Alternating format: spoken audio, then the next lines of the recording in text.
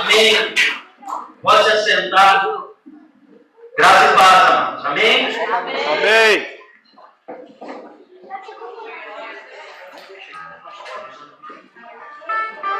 Senhor, nós somos gratos, Senhor, por mais uma noite, onde o Teu Espírito, Senhor, se moveu, onde o Senhor trouxe Teus desígnios, ó Deus, e rompeu o desígnio das trevas, Senhor. Obrigado, Pai, nós somos gratos, Deus. E que a Tua palavra possa, nesse momento, penetrar em cada coração. Que a Tua palavra possa realmente penetrar como espada de dois gumes, fazendo divisão da alma e do Espírito, juntas e medulas. E fazendo cada um de nós, Senhor, discernir, ó Pai, ter entendimento da verdade, Senhor, compreensão plena da Tua salvação em Teu Filho Jesus Cristo, Pai.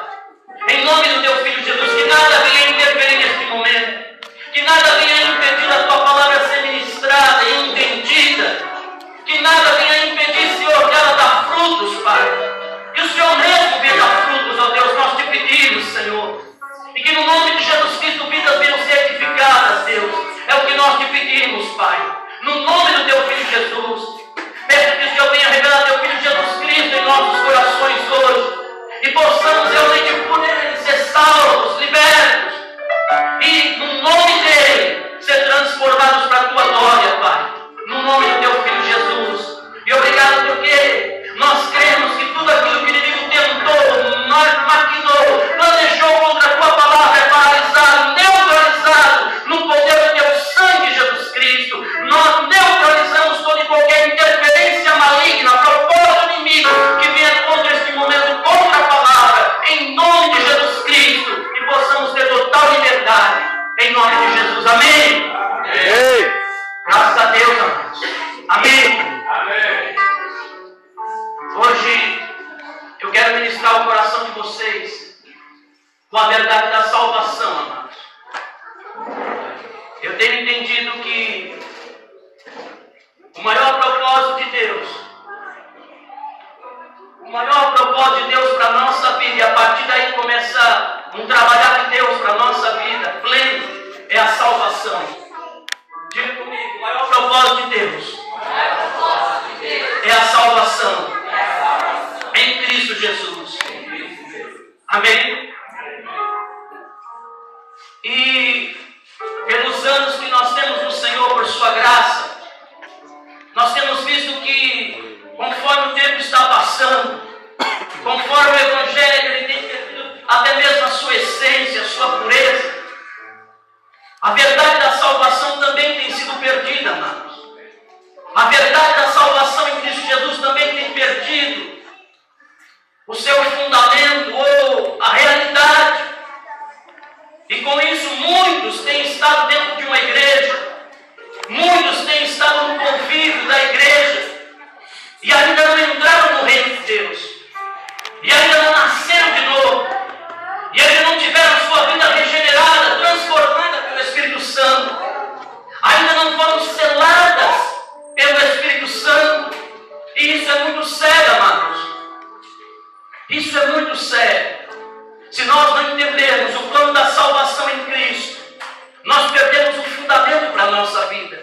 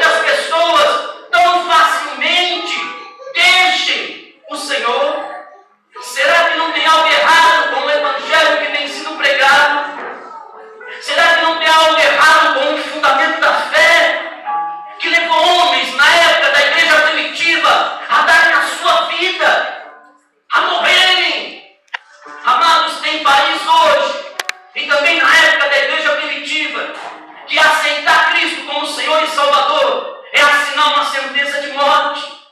Países hoje, países muçulmanos, como na igreja primitiva que estava em perseguição, aceitar Cristo Jesus, amados, era assinar o seu atestado de óbito. Era dizer: estou negando essa religião, estou vindo agora para ser um filho de Deus, mas saber que logo em seguida essa pessoa iria pagar um alto preço. Esse é o Evangelho, essa é a verdade da salvação em Cristo, onde o homem não se importa com o que aconteça com ele, ele sabe que se entregou e conheceu Cristo, o Senhor e Salvador da sua vida. Ele sabe quem ele era antes de aceitar Cristo, um homem morto nos seus delitos e pecados, mas que pela graça foi salvo e agora tem a vida eterna. Mesmo que morra, ainda ele vive e vai para o reino e para a glória. Aleluia. Esse é o Evangelho, amados. E quantos hoje, porque tem problemas pessoais, problemas financeiros, problemas no lar, deixam o Evangelho? Porque tantos filhos hoje até crescem dentro da igreja e logo passa um tempo, o mundo se torna mais poderoso, os desejos da carne são mais poderosos e logo se desviam do Evangelho. Quantos estão entendendo, amados? Amém. Amados, o Evangelho é o poder de Deus quando é ministrado dentro de um fundamento, uma verdade, onde a pessoa realmente pelo Espírito Santo é fundamentada em Cristo para todo sempre. Amém? O Evangelho em grande parte hoje tem sido ministrado como só um socorro imediato para uma situação difícil de alguém.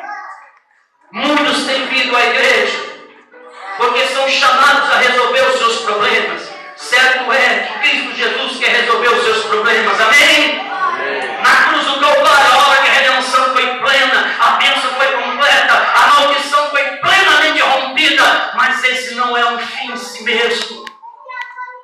Quando as pessoas são chamadas ao Evangelho ou para vir para a igreja por necessidade, o que você acha que acontece quando as suas necessidades são supridas, amado? Se ele não teve um encontro genuíno com o Senhor, se não foi salvo, se não tem o Espírito em sua vida habitando, é por isso que muitos, quando são abençoados pelo Senhor, automaticamente deixam o Senhor. Quantos estão me entendendo? Porque o que ele queria, ele já conseguiu. Ou quando ele não consegue, foi prometido que ele iria conseguir, mas ele não consegue por algum motivo, ele também abandona, porque essa religião também não é tão de nada. Quantas pessoas eu já escutei, amados? Eu não vou para a igreja porque quando eu vou para a igreja as coisas pioram. Quando eu fui para a igreja as coisas pioraram. Eu não vou para a igreja porque nada adiantou, não resolveu nada na minha vida. Quantos já escutaram isso? Só eu escutei, amados. Só eu escutei. Eu te pergunto, essa pessoa que fala isso, por que ela veio para o Evangelho? Por que ela aceitou Cristo? Ela foi iludida? Ou ela se iludiu? Simplesmente para ter os seus problemas resolvidos em mais uma religião. Mas o Evangelho não é mais uma religião. O Evangelho é o poder de Deus que revela as boas novas de um Deus todo-poderoso que se fez homem e como homem se fez carne, se fez mordido na cruz do Calvário, sendo carne, entregando sua carne para poder salvar o homem. O Evangelho é as boas novas para trazer o homem para a luz do reino de Deus, amados. O Evangelho que dá salvação e vida eterna. O Evangelho não é só para melhorar a vida. O Evangelho não é só para resolver os teus problemas ou o meu problema familiar, conjugal, material. Não, amados. Já virou até um rótulo. O Evangelho é o homem sair do estado morto, caído, desde a descendência de Adão, a herança que recebeu, para poder se tornar filho de Deus pelo sangue derramado na cruz do Calvário. Aleluia. Vocês estão entendendo, amados? Amém, Jesus. No Evangelho, a salvação em Cristo Jesus libera o poder do Espírito Santo em mim. E aonde eu estava morto, separado de Deus, uma vida separada, andando em iniquidade, em pecados, sou lavado pelo sangue, pelo Espírito, recebo uma nova vida. Não é correr atrás das bênçãos, é se tornar uma bênção em Cristo Jesus. Não é ir no lugar para receber uma bênção simplesmente. É como um filho de Deus ir para adorar o Senhor. E aí orar o Deus que eu sirvo. E Ele, meu Deus, meu Pai, pelo meu Senhor e Salvador Jesus Cristo, no poder do seu Espírito, me abençoar. Muitos têm desistido, amados, porque não têm tido um encontro pessoal com Cristo Jesus. Porque não têm sido confrontados com a verdade do Evangelho, da salvação. Estão entendendo, amados? Então, o primeiro que eu vou falar, preste atenção em nome de Jesus. Eu vou falar para vocês, porque pelos anos que a gente vai adquirindo experiência, a gente vai vendo coisas que nos entristecem, mas também nos faz ser mais sérios na vida com o Senhor. Primeiro, eu vou falar para vocês daqueles que não são salvos, mesmo estando dentro do convívio da igreja. Diga assim, aqueles que não são salvos. Aqueles que não são salvos. Estando no convívio da igreja. No convívio da igreja. Quantos querem saber? Amados, isso é muito sério. Porque eu vi isso acontecer ano após ano. Os primeiros que não são salvos, preste atenção, dentro do convívio da igreja, são os nossos próprios filhos que estão na igreja. Preste atenção, amados. Os nossos próprios filhos que estão dentro da igreja, que enquanto são crianças, são obrigados a vir com a gente, porque são filhos. Enquanto eles não têm consciência de pecado, pela graça eles são salvos. Amém? Mas, se você como um pai e como uma mãe, não levar o teu filho, não ensinar o teu filho desde pequeno sobre a verdade da salvação em Cristo, não instruir ele no caminho da justiça e da verdade, não fazer ele reconhecer até os seus próprios pecados que ainda vai cometer e confiar em Cristo como seu Senhor e Salvador, se você não instruir essas crianças no caminho do Senhor, quando elas crescerem, elas se desviam e você não entende o porquê. Quantos pais viram os seus filhos crescendo dentro da igreja, mas por não terem o zelo de levar eles pessoalmente todos os dias a terem uma vida com Cristo, dentro da sua própria casa, ensinar os caminhos, como está em Provérbios capítulo 22, versículo 6. Ensina a criança no caminho em que deve seguir, para que quando ele crescer, não venha se desviar dele. Mas o caminho precisa ser ensinado.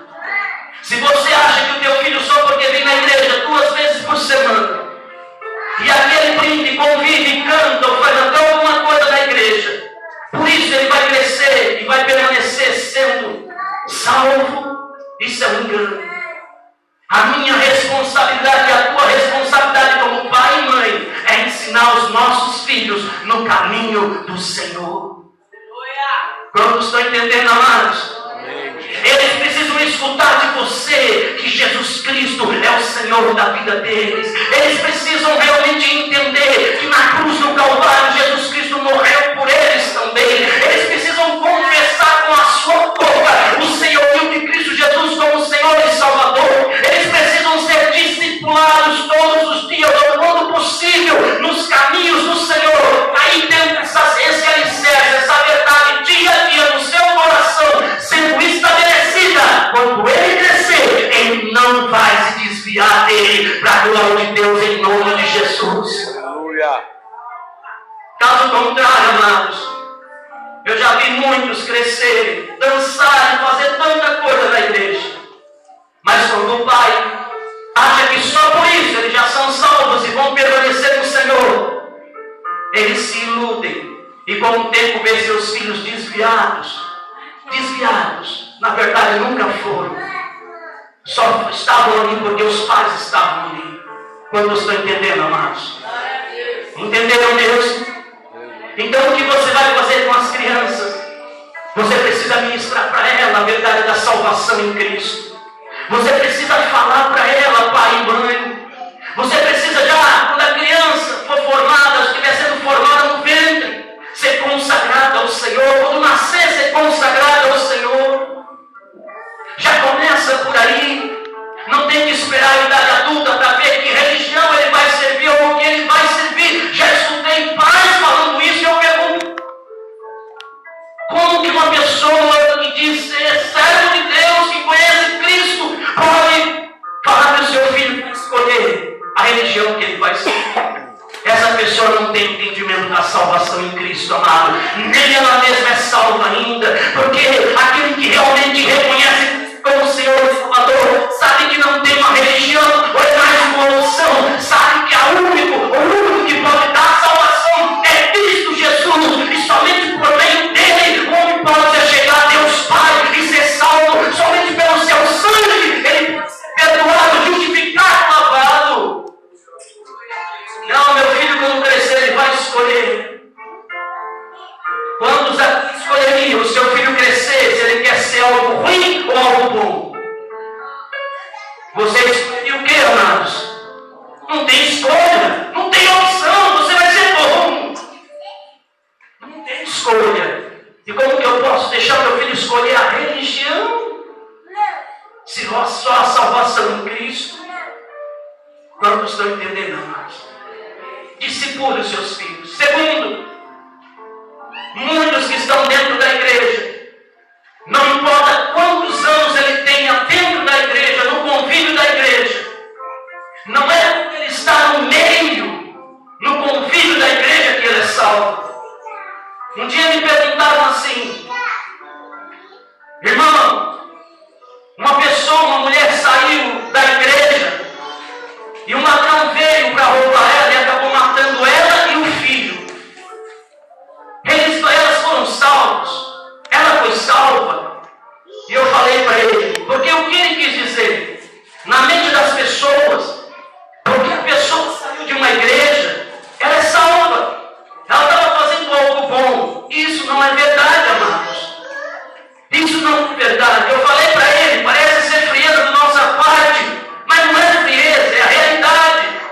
Eu falei para ele, se realmente ela entregou a sua vida a Cristo Jesus, se realmente ela estava salva por confiar em Cristo, ela foi salva. Não é porque ela saiu de dentro da igreja que ela garantia de que ela foi salva. Eu conheço pessoas dentro da minha própria igreja, do meu ministério, que está há anos, que vem junto com a esposa, mas até hoje ainda não se decidiu para ser salvo em Cristo Jesus. Não foi falta de apelo, não foi falta de falar da salvação, não foi falta de escutar o Evangelho, foi a decisão no seu coração que ele ainda não tomou. Enquanto a pessoa, amados, eu não conheço vocês, eu creio que todos que estão aqui são salvos em Cristo Jesus, amém? Amém. Mas eu estou trazendo para que firme no teu espírito, no teu coração, essa verdade da salvação, amém? Amém. Então, a pessoa pode estar no convívio da igreja, mas se ela pessoalmente ainda não se entregou a Cristo, por mais que ela está no convívio, se ela morrer, ela não é salva, porque a salvação é pessoal, a salvação é individual, e é por meio de Cristo Jesus. Não vem pelo pastor, não vem pelo local, não vem pelo que é salvo ao teu lado, é salva, a salvação vem pessoal na tua vida, quando você entrega a tua vida a Cristo Jesus, amém? Terceiro, a pessoa que está na igreja e até é abençoada por Deus, recebe milagres de Deus, recebe bênção de Deus, mas isso também não é a garantia de que essa pessoa ela é salva em Cristo Jesus. Ser abençoado por Deus, amados, nós temos que entender que nós temos um Deus de misericórdia, graça, e que abençoa por essa misericórdia e graça a qualquer um que se achegue a Ele. Amém? Quando se lembram dos 10 leprosos que Jesus curou, os 10 foram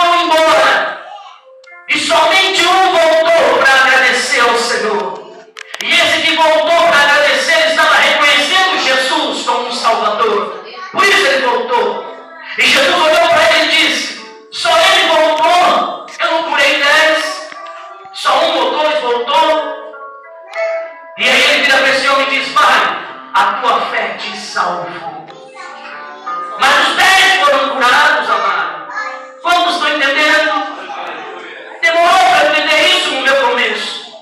Quantas pessoas eu vi ser curada de uma forma tão poderosa, câncer, enfermidades terríveis, e essa pessoa logo em seguida viveu uma vida no mundo. Ela achava que porque ela foi curada, ela já era uma pessoa salva. Mas, amados, a graça de Deus é essa. Ele cura qualquer pessoa, mesmo sendo filho ou não sendo filho, se estiver no meio de um governo do Espírito Santo, debaixo de uma unção e do poder, até essa pessoa que ainda não é salva, que ainda não é filho de Deus, é curada. Quantos estão entendendo? Deus abre porta de emprego? Abre. Para o não salvo? Sim. Porque quem ora é um salvo, e esse salvo que tem contato com Deus, Deus pela sua graça e misericórdia, escuta a sua oração e abre as portas. Deus move em várias áreas da vida de uma pessoa, sim, amados. Mas isso não é sinal de que ela é salva. Quando se lembram de uma mulher Ciro-Fenícia, que chegou até Jesus e pediu para que Jesus viesse libertar a filha dela, que estava endemoniada. Jesus reconheceu ela, viu que ela não fazia parte do povo de Israel, ou seja, não era de Israel, era grega. E Jesus chega para ela e fala uma palavra que como que humilhou ela. Diz assim: não é lícito dar os pães aos cachorrinhos. Jesus estava dizendo: você não faz parte da nação. Eu vim no começo para a nação de Israel. Você não é filha. E aquela mulher, em humildade, chega para Jesus e diz para ele assim: mas até os cachorrinhos comem as migalhas que caem da mesa dos filhos. E Jesus olha para ela em fé e fala para ela: vai, mulher, porque grande é a tua fé. Isso significa, amado, que até um não filho, se vier crendo em Jesus para receber uma bênção, uma migalha, uma bênção, ele dá. Aleluia. Mas aquela pessoa ainda não se tornou filho. Porque para o filho, ele tem uma mesa estendida com toda a sorte de bênçãos espirituais nas regiões celestes. Ele tem uma plenitude para aqueles que são filhos. Glória a Deus. Vocês estão entendendo, amados? Estão acompanhando? O importante é você entender. Então, uma pessoa que está no meio da igreja e que vem para receber uma bênção, e quantos vêm, amados? Eu vejo igrejas que vão uma multidão de gente, porque ali é oferecido a bênção. E o homem de Deus que tem um dom para cura, que tem um dom para manifestar algo de Deus, eu vejo pessoas sendo curadas, mas logo em seguida eu vejo tanto pessoas desviadas. É porque na verdade receberam uma bênção, mas não foram levados a se tornar filhos de Deus, reconhecendo Cristo como Senhor e Salvador. Estão entendendo, amados? Amém. Quarto e último, e por favor me entenda, também a pessoa ter dons e ter o poder de Deus e fazer boa obra no nome de Deus, mas anda numa vida iníqua, também ele não tem salvação em Cristo Jesus. Marcos capítulo 7, versículo 24, Jesus falou que naquele dia muitos virão e falarão para ele: em teu nome eu profetizei. Diga dom. O dom de profetizar. Em teu nome expulsei demônios. A autoridade do nome de Jesus. Em teu nome fiz grandes coisas.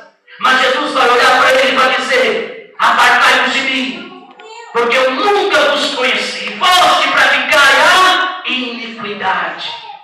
Então, mesmo que um homem e uma mulher tenham dons e faça algo no nome de Jesus, mas se vive uma vida em iniquidade, uma vida fora da vontade do Senhor, se vive usando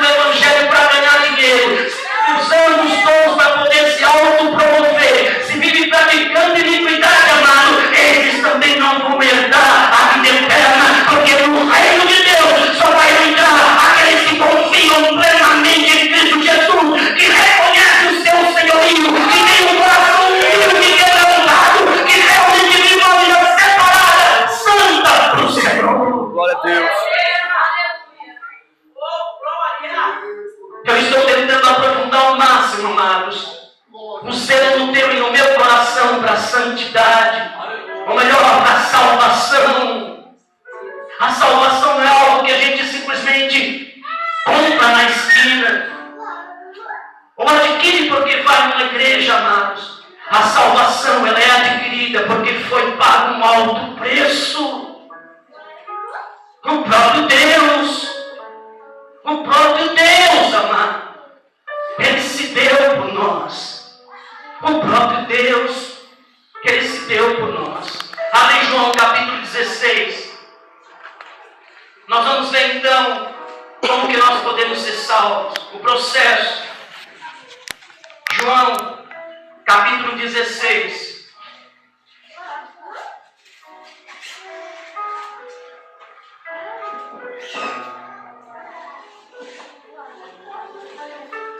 Versículo 7 a 11.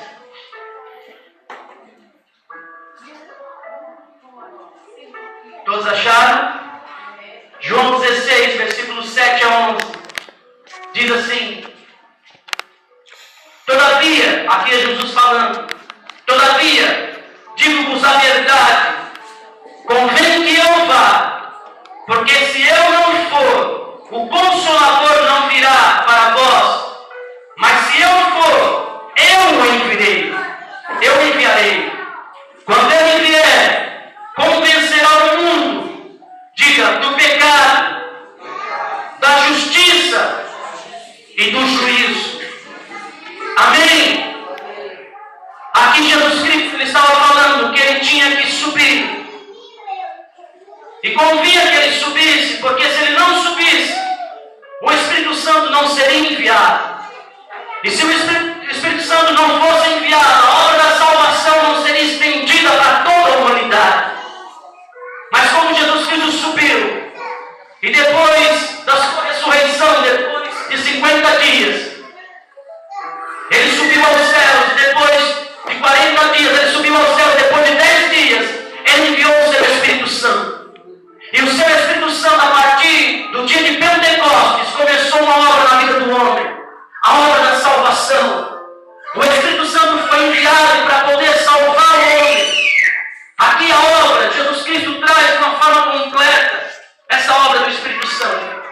Primeira obra do Espírito Santo é convencer o homem do pecado. Diga, convencer o homem do pecado. Amado, ninguém vai poder ser salvo sem antes primeiro o Espírito Santo gerar no coração de um homem a sua natureza carnal, caída e pecadora. Ninguém vai poder realmente receber a graça da salvação por meio de Cristo, o seu sangue derramado na cruz, se ele primeiro não vê que é o Espírito Santo o seu estado de pecador, caído. Enquanto ele não reconhecer a sua natureza pecadora, ele não tem como abraçar a graça da salvação, amados. E quantas pessoas, como eu falei, estão indo para as igrejas, mas nunca foram realmente confrontadas com quem ela é. Quantas pessoas, amados, eu conversei e converso, e ela ainda dá um testemunho da vida dela, antes de aceitar Jesus, como se ela fosse uma pessoa muito boa, como se ela fosse uma pessoa que fizesse muitas coisas boas, e que ela aceitou Jesus, e aí ela passou a ser melhor. Quantos estão entendendo? Amados, o salmista Davi, no Salmo 51, foi um homem tão humilde, que ele reconheceu que desde o ventre da mãe dele, ele foi formado em iniquidade, e em pecado a sua mãe o concebeu. Davi tinha plena consciência do seu estado de pecador, e é por isso que ele conseguia chegar diante de Deus em humildade e reconhecer que precisava da graça e do perdão de Deus. Enquanto o homem ainda olha para ele e ainda justifica a sua vida, dizendo que ele não é tão ruim, ou que ele não é como os outros, como se fosse melhor do que alguém. Eu costumo dizer para os meninos na clínica a mesma coisa que eu ministro aqui para vocês, onde muitos acham que vocês são os piores pecadores. Eu ministro isso quando eu ministro para o empresário, para o médico, para doutores. Por quê? Porque todos pecaram e destituídos estão da glória de Deus. Aleluia. O apóstolo Paulo, ele usa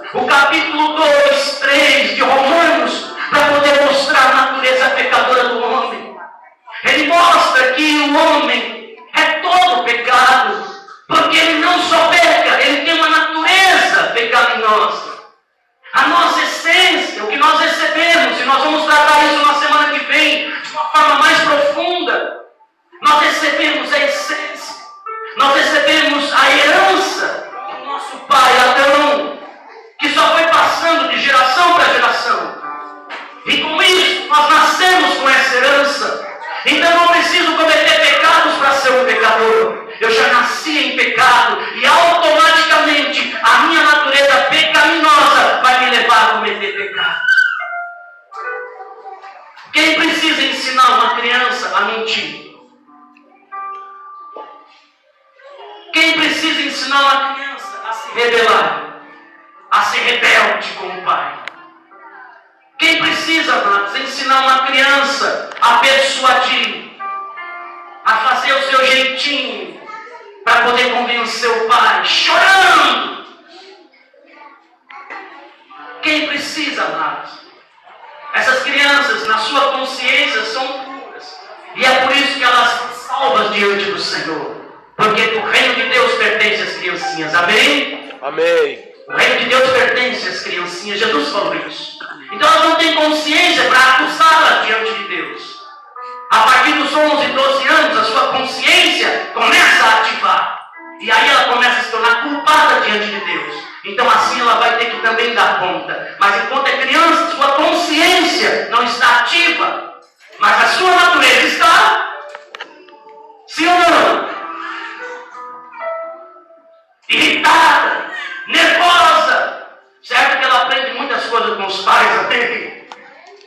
Mas isso já está na natureza, mas não precisa ensinar. E conforme ela vai crescendo, isso vai fluindo cada vez mais. E aí ela vai também absorvendo as coisas de fora, a violência que ela vê de fora, o convívio diário nas escolas. Ela vai começando a absorver cada vez mais coisa errada que potencializa o que está dentro dela. Então, automaticamente, na idade de 12, 13, 14 anos, você fala: esse não é meu filho. Vai dar um potencial. O sexo, a mentira, o ódio, a raiva. Sim ou não, amados? Isso é porque já está na natureza. E conforme ela vai sendo educada, na sua juventude, se assim ela foi educada, ela vai se equilibrando. Se ela for para uma boa escola, se ela tiver pais que eduquem, ela vai se doutrinando, vai sendo doutrinada, mas a natureza está aqui dentro. Só que as coisas têm sido tão estreitas nesses dias, a iniquidade tem aumentado tanto, que o desequilíbrio está sendo total em todos os meios, até onde há educação, aonde há ensinamento, tudo está sendo desequilibrado por causa da natureza caída do homem. Os jovens já estão, não importa se é rico, se é pobre, se mora na favela, se mora em Alphaville, estão envolvidos com droga, com sexo ilícito, com bebida, com mentira, com prostituição. Estão entendendo, amados? O sexo, o pecado em si tem envolvido todos. Todos. A ambição pessoal, o egoísmo, tudo isso, amados, faz parte da natureza caída do homem. Ninguém pode sair dela. Ninguém pode vencê-la. Ninguém pode matá-la. Mas há um que morreu na cruz do Calvário para dar fim a essa natureza. Em nome de Jesus. Quantos estão entendendo, amados? Então o Espírito Santo veio para convencer o homem do pecado. Conforme você, uma pessoa recebe a ministração do Evangelho, a verdade da salvação em Cristo, e conforme ela vai sendo confrontada com a sua própria natureza pecaminosa, ela começa pelo Espírito a ser convencida de quem ela é. Amém? Não acusada, não condenada, mas convencida. O Espírito veio para convencer. É só mostrar quem somos, nos convencer do pecado. E o segundo, diga, da justiça. O Espírito Santo vai convencer o homem de que há um justo juiz que vai manifestar a sua justiça para aqueles que morrerem sem a salvação em Cristo Jesus. Há um trono. O Espírito Santo vai manifestar, vai mostrar pela lei moral de Deus que o homem é pecador. Amados, como que eu sei que eu sou um pecador? Como que Deus ele pode provar para mim que eu peco?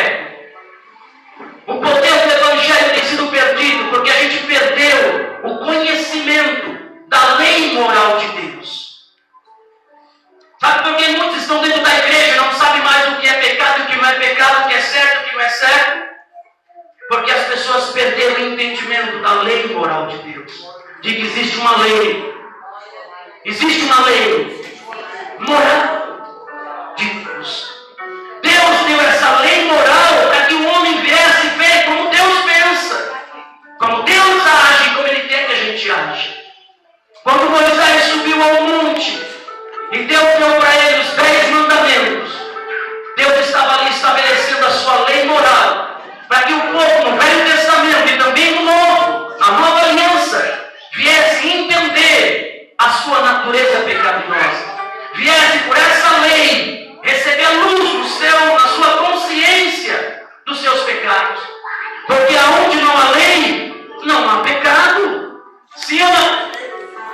Se você anda na rua e não existe lei, então não existe transgressão, não existe culpa, não existe pena, não existe lei. Então, no reino de Deus, amados, se Deus não tivesse estipulado a lei, ou trazido a lei moral, todos poderiam dizer, mas de que eu sou culpado? Ou todos poderiam, quando chegar diante do trono de Deus, no dia do julgamento, como a gente vai ver, falar assim, de que eu sou culpado? Por que eu sou transgressor? O que eu fiz de errado? Mas como Paulo diz em Romanos, a lei ela serve para mostrar para o homem que ele é transgressor da lei de Deus, da lei moral de Deus. Pela lei vem o conhecimento do pecado, amém? Romanos capítulo 3, versículo 19 e 20 diz isso. Se você não trouxe caneta para anotar mais, então depois você pode me perguntar, está tudo marcadinho aqui, amém? Quantos conhecem os 10 mandamentos do Senhor? Alguns anos atrás, quando eu fui confrontado com essa verdade, eu vi que eu não conhecia nem os 10 mandamentos moral do Senhor. E ali, mas hoje Jesus aboliu a lei. Jesus fala que só existe 2 mandamentos: amar a Deus acima de todas as coisas, o seu próximo como a si mesmo. É verdade. Se você conseguir amar a Deus acima de todas as coisas, você também vai amar o teu próximo como a você mesmo. Com isso você vai cumprir toda a lei moral de Deus. É automático. O problema é que nós nunca vamos amar a Deus acima de todas as coisas se não formos confrontados com algumas transgressões da lei do Senhor em nossos corações. Amém? Pode deixar, se eles ficarem quietinhos, não tem problema. Pode deixar eles. Deixe as crianças, amados. Deixe eles. Só se eles fizerem muito barulho, aí vocês pegam. Mas se deixar eles brincando, pode deixar. Amém? Porque deles é o reino de Deus, amém? Então, os 10 mandamentos, amados. O primeiro mandamento qual é? Diga assim: amar a Deus. Amar a Deus Acima de todas as coisas. acima de todas as coisas. Não posso ter nenhum outro Deus acima do Senhor. acima do Senhor. E eu pergunto para você: quantos de nós pode dizer que amou a Deus desde a nossa infância acima de todas as coisas? Por não amar a Deus acima de todas as coisas, nos tornamos transgressores de tudo mais.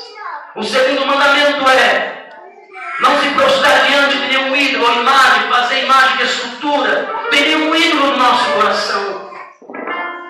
E quantos de nós, amados, pode dizer que não tem nenhum ídolo no coração? Não teve. Hoje temos que ter o Senhor como nosso ídolo. Mas quantos não sabem disso? Quantos fazem ídolo no seu coração? Quantos fazem deuses? Homens, dinheiro, marido, esposa.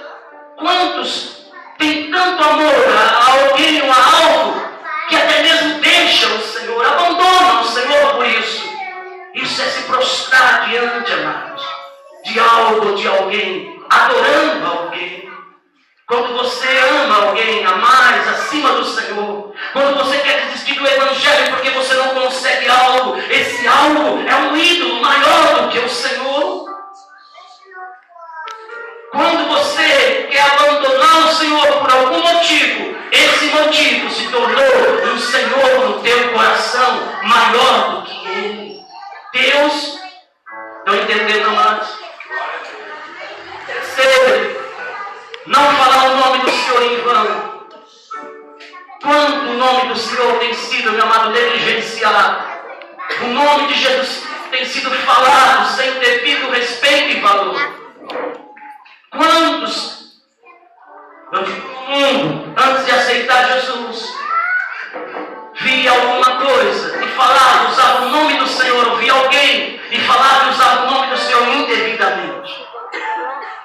estão entendendo?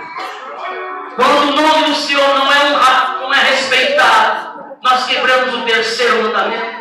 Quando nós prometemos algo no nome do Senhor, e usamos o nome do Senhor, como um filho de Deus, não cumprimos, só usamos o nome, dizemos que somos crentes, é indevido. O nome do Senhor é santo, tem que ser honrado em nossos lábios. O quarto mandamento, que é o descanso sabático. Hoje nós não estamos debaixo dessa aliança. O nosso descanso hoje é Cristo Jesus, amém? É confiar plenamente nele para a nossa salvação. É confiar plenamente na sua palavra para descansar o nosso coração em suas promessas. Mas quando você fica preocupado, quando você fica nervoso, angustiado, você não está descansando no Senhor. Quando você fica agitado, angustiado, preocupado com alguma coisa, você está saindo do descanso, do repouso do Senhor. Quinto mandamento: honrar o pai e a mãe. E pode se estender para toda a autoridade estabelecida pelo Senhor. Quantos têm desonrado seus pais? Quantos crentes estão falando mal do governo? Ao invés de orar por eles, como Paulo tanto nos ensinou, ao invés de interceder pela nação, para aquele que vai entrar, que venha ser um homem segundo o coração de Deus. Quantos estão desonrando, amado? Quantos falam mal do patrão? Quantos falam mal dos líderes? Quantos estão me entendendo? Amém, Jesus. Sexto mandamento. Qual é o sexto mandamento, amados? Não matarás. Quantos aqui já matou alguém? Diga assim: graças a Deus. Graças a Deus. Nunca matei ninguém. Nunca matei ninguém. Mas Jesus, falando sobre isso, ele disse que quando eu odeio alguém no meu coração, eu sou um assassino. Eu mato essa pessoa no meu coração. Quantos estão entendendo? Amargura, ressentimento, raiva, falta de perdão. Você está matando uma pessoa no teu coração. Você está ferindo essa pessoa com as suas palavras, com os teus pensamentos, e alguns até oram ao contrário, como se existisse oração contrária. Quantos estão entendendo, amados? Sétimo mandamento: não adulterarás. E aí eu posso dizer: não, eu sou um homem fiel. Mas Jesus aprofundou e falou: se eu olhar para uma mulher e desejá-la no meu coração, ou para um homem, eu já adulterei no meu. Diga assim: a salvação é algo muito sério. Oitavo mandamento: não roubar. Tudo aquilo que eu roubo, amados, começando ao próprio Deus, eu me torno culpado. Dízimos, ofertas, quando pego emprestado e não devolvo, tantas formas eu posso roubar. Nono mandamento: não mentir. Toda promessa não cumprida é uma mentira. Quando você faz uma promessa, mas no teu coração você não tem intenção de cumpri-la, é uma mentira.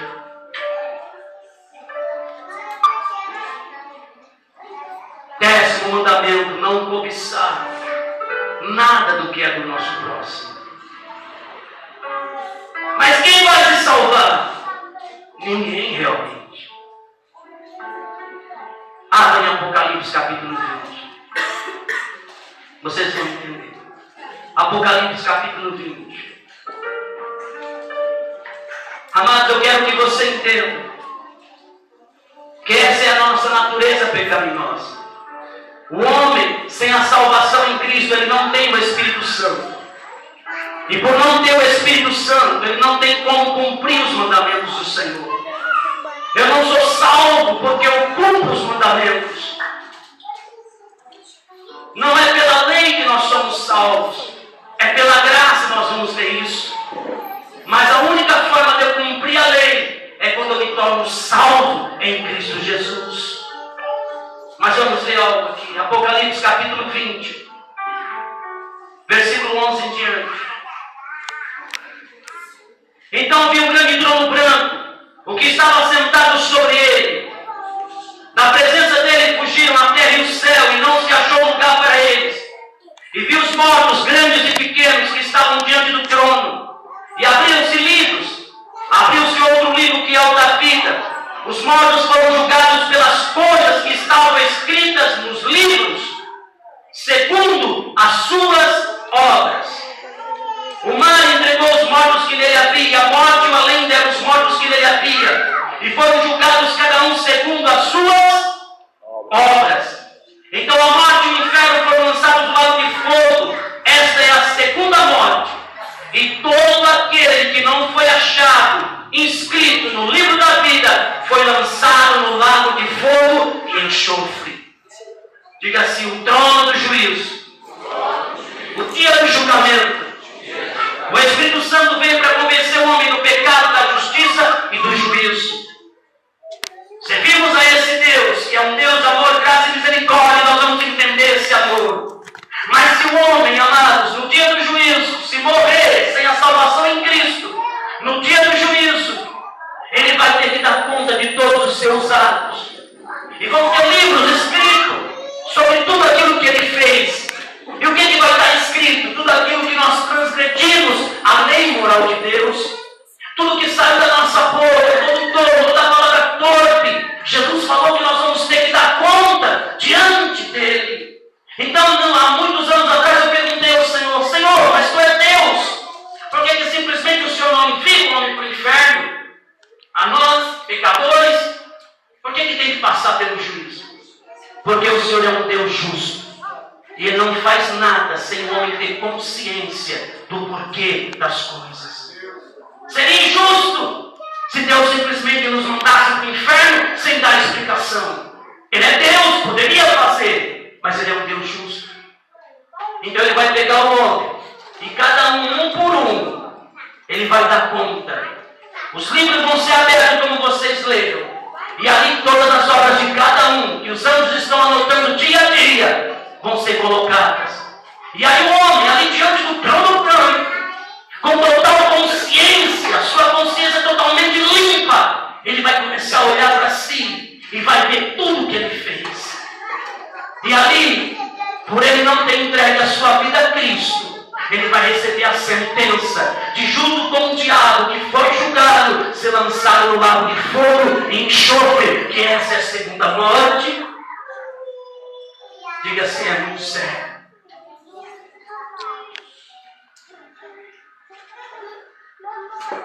Não é participar de um culto, não é simplesmente correr atrás de bênção, é a salvação. É em Cristo que você tem que firmar e viver dia a dia. Aleluia. Diga: salvação. Então, se você sabe disso e eu sei disso, nós não vamos brincar. Estou cansado, não quero mais, não aguento mais essas provas, não aguento mais isso. Não, amados.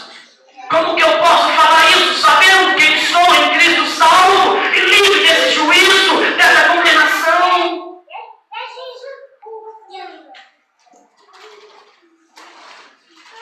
Nós vamos começar a valorizar o alto preço que Cristo Jesus pagou na cruz do Calvário. Porque como uma pessoa quer desistir por problemas e dificuldades, e não falo que não sejam sérias, e Deus quer resolver cada uma delas, mas quando uma pessoa quer desistir por causa de problemas e dificuldades, ela ainda não entendeu, meu amado, o alto valor da sua salvação. É por isso que quando um homem e a mulher salvo, não quer nem saber, o marido não quer, eu continuo, os filhos não querem, eu continuo. Quem não importa, vai abandonar, então que me abandone, eu permaneço no Senhor. Vou ficar sem marido, sem esposa, sem filho, não me importa, permaneço no Senhor, porque sei que a salvação ela é em Cristo Jesus. Aleluia! E somente eu salvo vou ter força para resgatar eles de novo para o Senhor. Não adianta você se perder junto.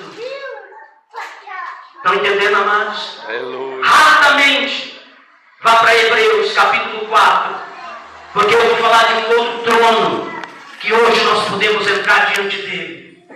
e podemos receber a graça da salvação. Hebreus capítulo 4, versículo 14 em diante. Quantos querem que eu continue? Amém. Você quase me animou. Quantos querem que eu continue? Já me animou mais, amém? Amados, o momento do confronto com a nossa natureza carnal, ela não agrada a nossa alma. Mas esse momento onde o amor de Deus é revelado, o nosso espírito se exalta, nós recebemos a alegria, porque realmente podemos ser salvos, amém? Amém. Hebreus capítulo 4, versículo 14 diz assim: visto que temos um grande sumo sacerdote, um representante do homem diante de Deus, o Filho de Deus, Jesus, que penetrou nos céus, retenhamos firmemente a nossa confissão. Pois não temos um sumo sacerdote que não possa compadecer das nossas fraquezas, porém um que como nós em tudo foi tentado, mas sem pecado. Cheguemos, pois, com confiança ao trono da graça, para que possamos alcançar misericórdia e achar graça, a fim de ser ajudado em momento oportuno. Amém?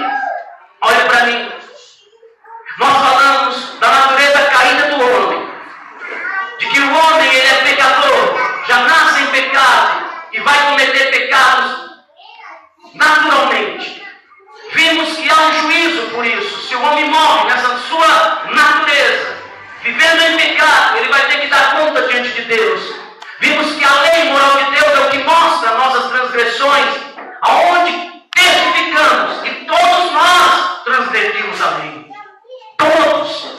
Então todos pecaram e destituídos estão da glória de Deus. Mas aqui nós estamos vendo que hoje há um trono da graça.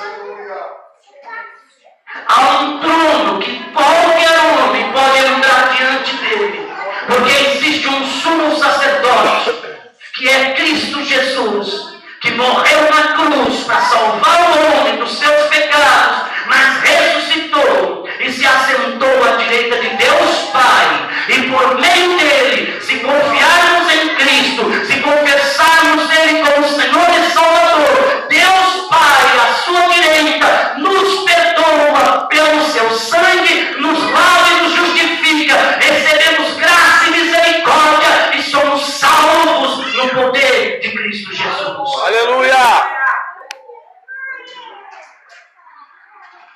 A salvação é pela graça, por isso o trono é da graça. Não é por mérito, não é porque eu fiz alguma coisa, não é porque eu sou bom, não é pela nossa bondade, amados. A salvação é porque Cristo Jesus veio pagar um alto preço por nós pecadores em uma cruz, se sendo maldição em nosso lugar. Efésios capítulo 2, versículo 4 em diante diz que nós somos salvos pela graça, por meio da fé. Que fé? Um dom dado por Deus pelo Espírito.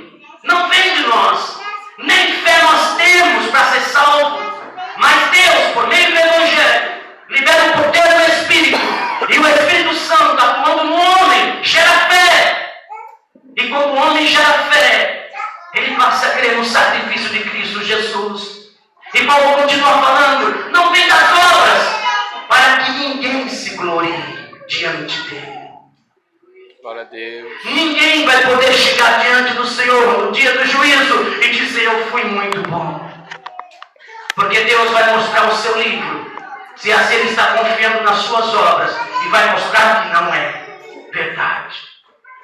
Aqueles que vão ser salvos é aqueles que hoje chegam diante do trono da graça e reconhecem que Cristo Jesus derramou o seu sangue na cruz por nós pecadores, mas não para nos condenar. Ele não veio para condenar, ele não veio para nos julgar, ele veio para nos justificar. Se nos arrependermos e pelo seu sangue nos lavar, nos purificar e nos fazer filhos de Deus. Aleluia. Herdeiros de Deus e co-herdeiros com Cristo Jesus. Então, mesmo que você morra agora, no momento em que você entrega a sua vida a Cristo, por mais que você viveu uma vida pervertida ou eu, se realmente reconhecemos Cristo naquele momento,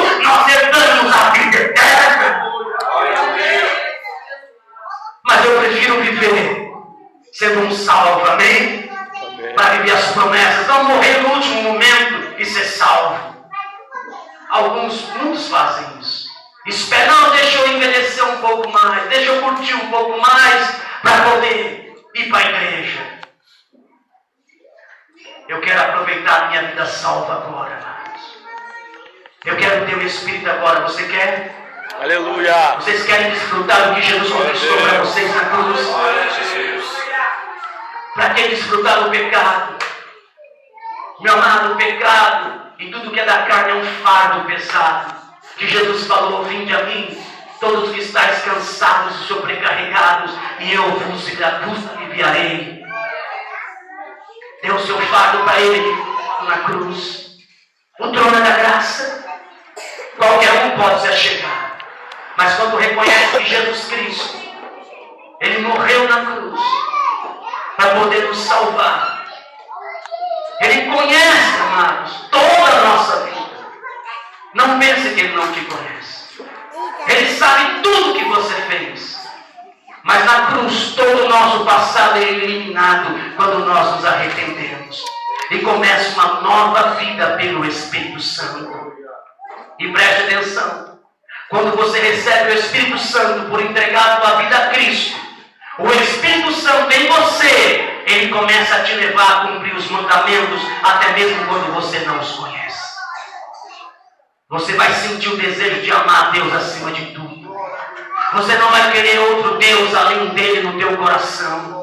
Você vai começar a honrar o nome do Senhor. Você vai começar a descansar nele, na sua palavra, confiando plenamente. Você vai começar a honrar os teus pais e a tua mãe e os líderes. Você vai começar a ser fiel. Você vai começar a não mais roubar. Você não vai mentir, porque a tua consciência pelo Espírito que habita em você já é ativada na menor da mentira. Você começa, amados, a ser feliz com aquilo que você tem, sem desejar nada de ninguém. Por quê? Porque você se torna uma nova criatura. Se havia droga, não há mais lugar para essa nova criatura. Se havia toda qualquer forma de pecado, eu sou uma nova criatura em Cristo Jesus. As coisas velhas se passaram, tudo se faz novo em minha vida.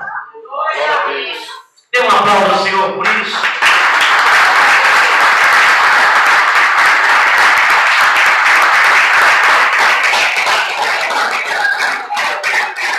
Amém? Amém. Então vamos recapitular.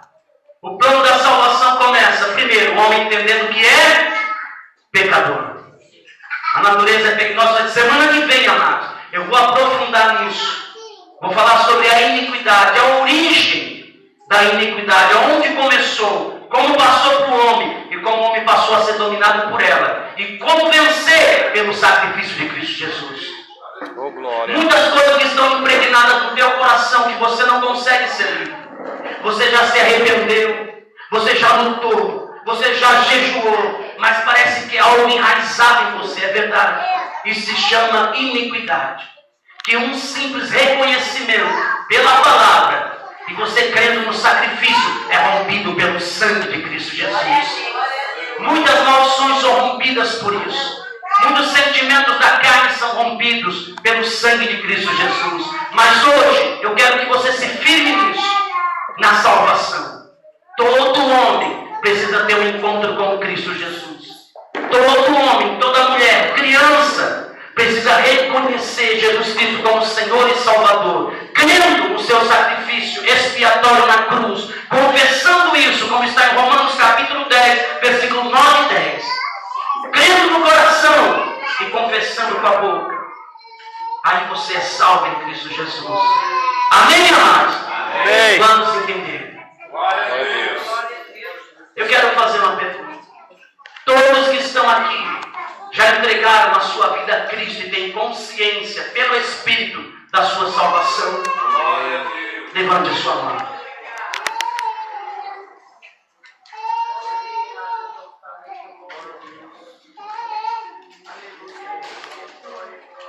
Amados, aquilo que você crê no teu coração, você confessa com a tua boca. Coloque-se de pé.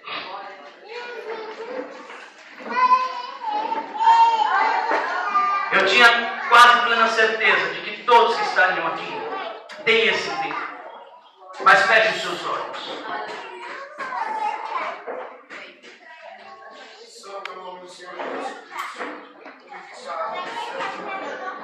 Eu quero saber se realmente você tem consciência da tua salvação e da tua nova vida em Cristo. Se você se viu ainda com dúvida no teu coração, se você ainda não teve convicção no teu coração de que você é um salvo por não ter confessado Cristo como Salvador, eu quero que você levante a sua mão rápido. Se você não tem consciência, todos têm consciência. Todos têm consciência, meu irmão. Amém, Jesus. Então declare comigo: Pai, Pai, eu reconheço eu reconheço que por natureza por natureza eu sou pecador. eu sou pecador. Fui formado Em iniquidade no ventre da minha mãe. no ventre da minha mãe. E a minha mãe A minha mãe me gerou me gerou em pecado. em pecado. E em pecado eu vivi. E cometi muitos pecados Pecado. e iniquidades, transgredindo Transgredindo a tua lei moral. a lei moral. Mas eu creio Mas eu creio que há um trono da graça. que é o trono da graça. E Jesus Cristo, Jesus que Cristo está à tua direita, está à tua direita. há 2000 anos, 2000 anos. se fez maldição Fez maldição em meu lugar, em meu lugar. em uma cruz, levando sobre si Levando sobre si as minhas iniquidades as minhas iniquidades.